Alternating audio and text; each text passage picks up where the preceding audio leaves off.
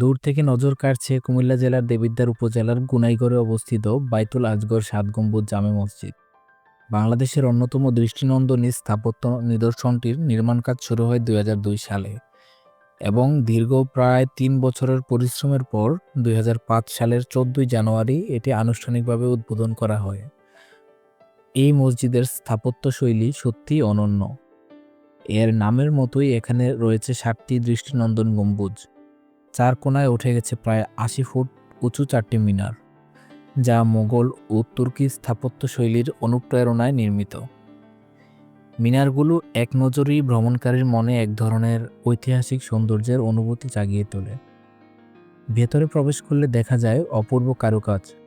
দেয়াল জুড়ে খোদাই করা রয়েছে কোরআনের আয়াত, সূরা আর রহমান, আয়াতুল কুরসি এবং চারকুল। আরবি ক্যালিগ্রাফির এই শিল্পকর্ম যেন দর্শনার্থীদের হৃদয়ে আধ্যাত্মিক আবহ ছড়িয়ে দেয়।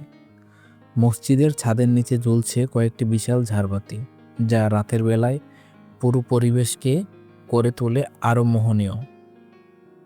প্রতিদিন ৫ ওয়াক্ত নামাজে এখানে সমবেত হন অসংখ্য মুসল্লি।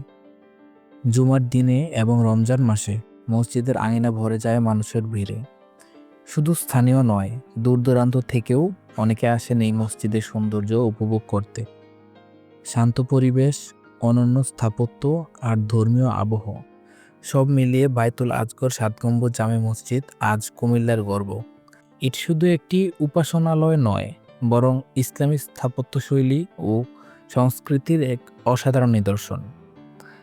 আপনি যদি কখনো দেবিদ্বারে আসেন, তবে অবশ্যই সময় করে দেখে যেতে পারেন এই মনোমুগ্ধকর বাইতুল আজগর সাত গম্বুজ জামে মসজিদ।